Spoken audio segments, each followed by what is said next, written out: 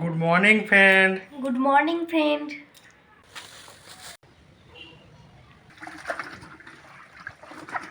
প্রত্যেক দিনের রুটিন, সকালবেলা বাসি জামা কাপড় ছেড়ে বাসি জামা কাপড়গুলো ধুয়ে ছাদে মেলে দেওয়া। এই এখন ধুয়ে নিচ্ছি, এরপর ধুয়ে ছাদে মিলে দেবো।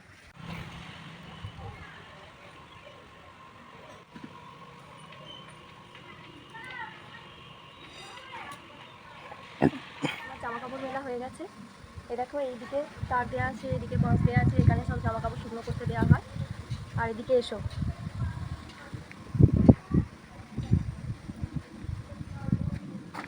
ওই দেখো আমাদের দুর্গাপুজোর প্যান্ডেল, এখানে আমাদের দুর্গাপুজো হয়।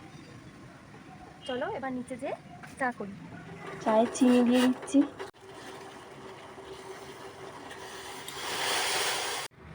চায়ে চাও চিনি দেওয়া হয়ে গেছে। আর এখন আমি একটু আদা থেতো করে নিয়ে চলে এসেছি চায়ে দেওয়ার জন্য। আসলে আমার একটু সর্দি হয়েছে তাই। আর বিয়ে হওয়ার পর থেকেই এ বাড়িতে এসে শুনেছি আদা আর বাসক পাতা দিয়ে এসব দিয়ে চায়ের সাথে ফুটিয়ে খেলে নাকি সর্দি ভালো হয়ে যায়। কিন্তু এই মুহূর্তে তো আর বাসক পাতা পাইনি, তাই এই আদাটুকুই দিচ্ছি।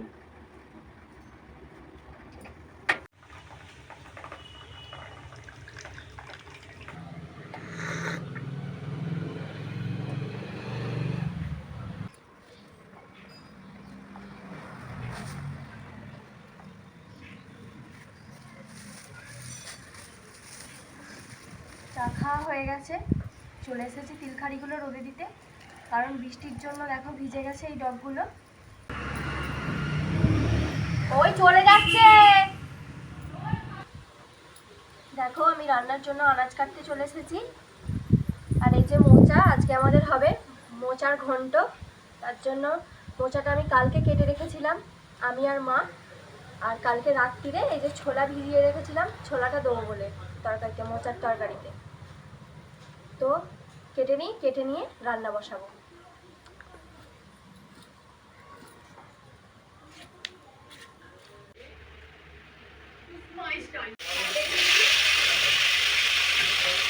তারপর কড়াই তেল দিয়ে দিয়েছিলাম, তেলটা গরম হয়ে গেছে আর আলুগুলো ঢেলে দিয়েছি। আলুগুলো ঢেলে দিয়ে এবার মোচার তরকারি রান্নাটা করছি, তোমরা দেখতে থাকো। একটু হলুদ গুঁড়ো দিয়ে দিচ্ছি,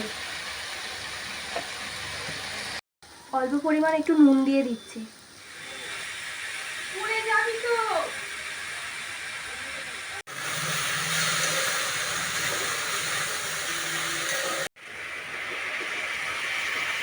মোচাটা দিয়ে অল্প পরিমাণ জল দিয়ে দিয়েছি, এটা সেদ্ধ হোক, মুড়ি খেয়ে আসছি। আলু ভাজা মুড়ি হেব্বি খেতে লাগে আমার, তোমাদের কার কার ভালো লাগে বলো কিন্তু।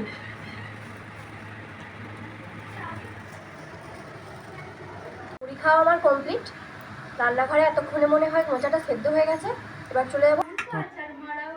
আমাদের এটা সেদ্ধ হয়ে গেছে, এবার একটা এই পাশে জায়গাটা ঢেলে নেবো, ঢেলে নিয়ে এবার মশলা করব।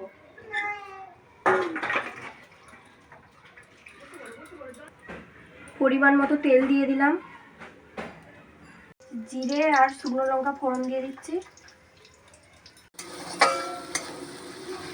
পেঁয়াজটা ভালো করে ভেজে নিই, পেঁয়াজটা ভাজা হয়ে গেলে এরপর অন্য মশলাগুলো দিয়ে দেবো। এরপর এক এক করে সব মশলাগুলো দিয়ে দিচ্ছি।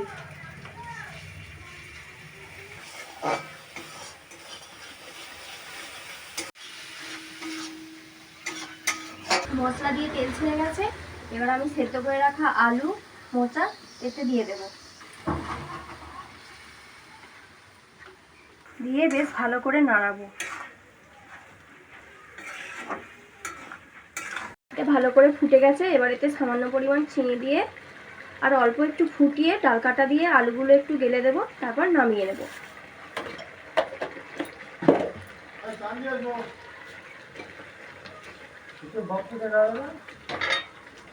আমি মোচাটা এভাবে রান্না করলাম, তোমরা কে কিভাবে রান্না করো সেটা একটু জানাবে।